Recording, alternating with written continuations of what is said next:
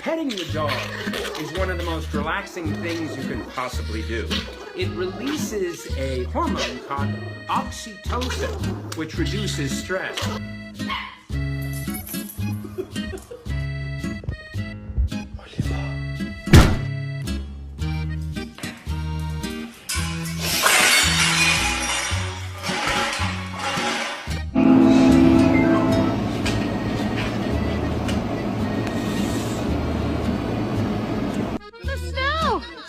Big girl. Somebody wants...